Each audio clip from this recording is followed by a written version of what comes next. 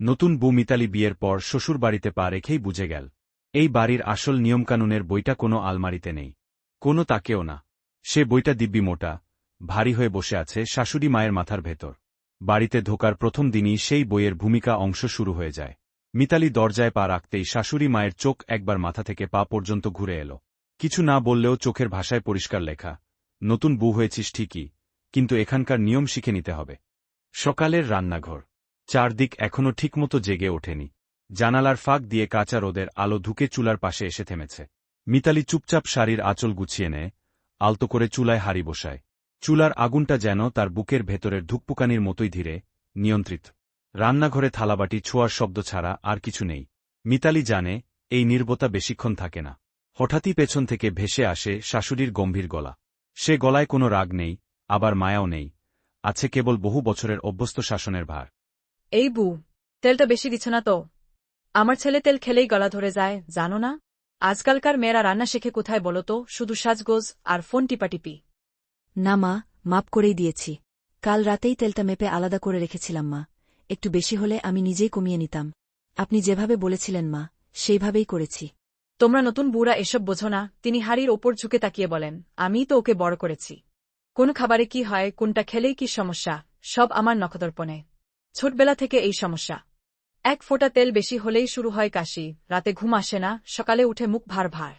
শেষবার চেকআপের সময় ডাক্তার ভালো করে বুঝিয়ে বলেছিলেন মা, পুরো বাদ দিতে মানা করেননি। বলেছিলেন, খুব অল্প তেলে রান্না করলে গলা বা বুকের কোনো সমস্যা হয় না। আমি সেই হিসাব করেই দিয়েছি মা, আপনি যেমন বলেছিলেন, একদম পরিমাপ করে, আপনার ছেলের শরীরের কথা মাথায় রেখেই। ডাক্তার তো আমি নিজেই।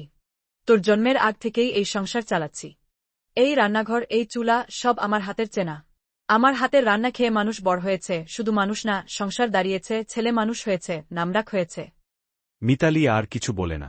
কথাগুলো যেন তার গলার কাছেই এসে আটকে যায়। এই বাড়িতে কিছু কথা বলা যায় না, বললেও শোনা হয় না। সে শুধু মাথা নিচু করে চামচ নেড়ে যেতে থাকে। হাড়ির ভেতরের তরকারি ধীরে ধীরে ফুটছে, আর সেই ফোটার শব্দে তার বুকের ভেতরের অস্থিরতাও মিশে যায়। চামচ নড়ার তালে তালে মিতালি নিজের চোখের জলটাও সামলে নেয়। এখন কাদার সময় নয়, এই রান্নাঘরে চোখের জল পড়লে সেটাও হয়তো নতুন কোনো দোষ হয়ে দাঁড়াবে।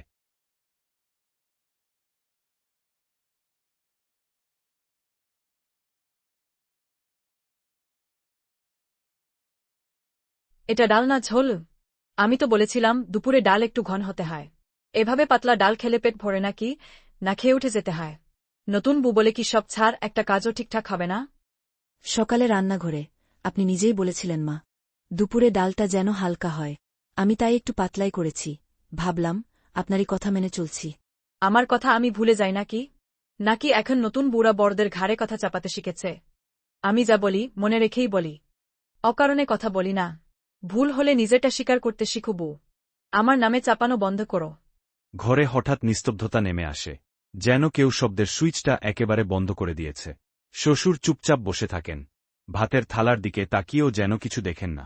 এই নীরবতা তার অভ্যস্ত, সংসারের অনেক ঝড় তিনি এভাবেই চুপ করে পার করে দিয়েছেন। স্বামী চেয়ারের দিকে তাকিয়ে থাকে, চোখ তুলে তাকানোর সাহস নেই। স্ত্রীর দিকে তাকালে যদি কিছু বলতে হয়, সেই ভয়েই তার দৃষ্টি মেঝেতে আটকে থাকে। মিতালির চোখে পানি চলে আসে, চোখের কোণে জমে থাকা জলটা আলোর ভেতর চিকচিক করে ওঠে।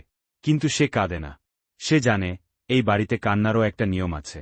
ভুল সময়ের কান্না আরও বড় অপরাধ হয়ে দাঁড়ায়। সন্ধ্যায় শ্বশুর কাজ থেকে ফিরে ভাত খেতে বসেন। দিনভর বাইরের কোলাহল পেরিয়ে তিনি ঘরে ঢোকেন ক্লান্ত শরীর নিয়ে। হাত ধুয়ে চুপচাপ টেবিলে বসে পড়েন, কোনো প্রশ্ন নেই, কোনো অভিযোগ নেই। মিতালি নির্বে তার সামনে ভাত বাড়িয়ে দেয়, ডাল, ভাজি, তরকারি, সবকিছু খুব হিসেব করে। সে জানে, এই প্লেটটাই আবার আজকের শেষ পরীক্ষা।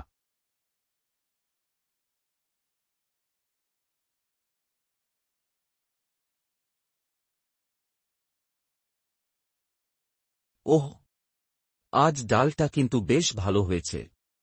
লবণ ঠিক আছে, ঝালও বেশি না। দিনভর কাজ করে ফিরলে এমন হালকা ডালই ভালো লাগে। খারাপ না। লবণ ছাল আলাদা করে চোখে লাগেনি। মানে এই না যে প্রতিদিন এমন হবে। নতুন বুদের একদিন ভালো, আরেকদিন ভুল, এই তো নিয়ম। এই দুইটা শব্দই সেদিন মিতালির কাছে পুরস্কারের মতো লাগে। অনেকটা লম্বা দৌড়ের শেষে পাওয়া এক চুমুক পানির মতো। সে জানে এটা বড় কোনো স্বীকৃতি নাই, না কোনো বাহবা, তবু এইটুকুতেই তার বুকের ভেতর একটা চাপা স্বস্তি নেমে আসে। সারাদিনের অপমান, কথার খোঁচা, চুপ করে সহ্য করা অভ্যাসের ভিড়ে এই দুটো শব্দ এক মুহূর্তের জন্য তাকে দাঁড়াতে সাহায্য করে। তোর বুটা অত্যা খারাপ না রে। নতুন বুতো, সবকিছু একদিনে শিখে যায় নাকি? আমি যেমন চাই সেভাবে হতে সময় লাগবে। কিন্তু চেষ্টা করছে, এটা অস্বীকার করি কি করে? আমি তো আগেই বলেছিলাম মাগি। নতুন জায়গা, নতুন মানুষ, সব একসাথে মানিয়ে নেওয়া কি সহজ? ভুল হলে শেখানো যায় মা, বারবার খোঁচা দিলে মানুষটা ভেঙে যায়।